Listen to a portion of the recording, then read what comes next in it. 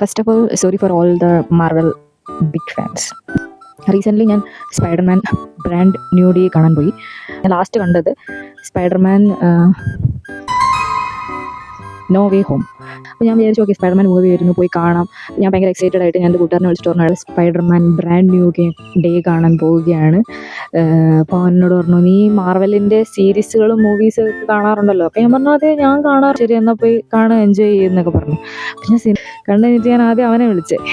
ഞാൻ അവനോട് പറഞ്ഞു സിനിമ കണ്ടു കഴിഞ്ഞിട്ട് ഞാൻ അവനെ വിളിച്ചിട്ട് പറഞ്ഞു എടാ ഒരു മറ്റേ നമ്മുടെ മണി ഹേസ്റ്റിൽ ഒരാളെ പോലത്തെ ഒരാളൊക്കെ ഉണ്ടായി, അവനൊക്കെ എന്തിനാ വന്നത്? ഒരു രസം ഉണ്ടായില്ല.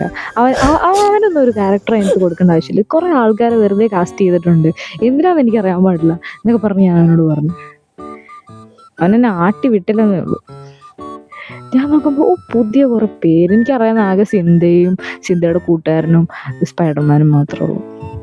All the Marvel fans who is watching all the series, hats off you, okay? Because അവൻ എനിക്ക് അതിൻ്റെ ഒരു ലിസ്റ്റ് അയച്ചു തന്നപ്പോഴാണ് എനിക്ക് മനസ്സിലായത് ഇത്ര അധികം കണ്ടിട്ട് പോയാൽ എന്തെങ്കിലുമൊക്കെ മനസ്സിലാവുള്ളൂ. മേലെ ഇനി സംസാരിക്കരുത്. മാർവലിൻ്റെ മൂവി ഒരു കാരണം വെച്ചാൽ അവൻ ഇനി ജീവിതത്തിൽ മാർവലിൻ്റെ ഒരു മൂവിയാണ് എൻ്റെ കൂടെ വരില്ലെന്ന് എനിക്ക് ഉറപ്പുണ്ട്. സോ അത്രേ ഉള്ളൂ. Thank you. Bye bye.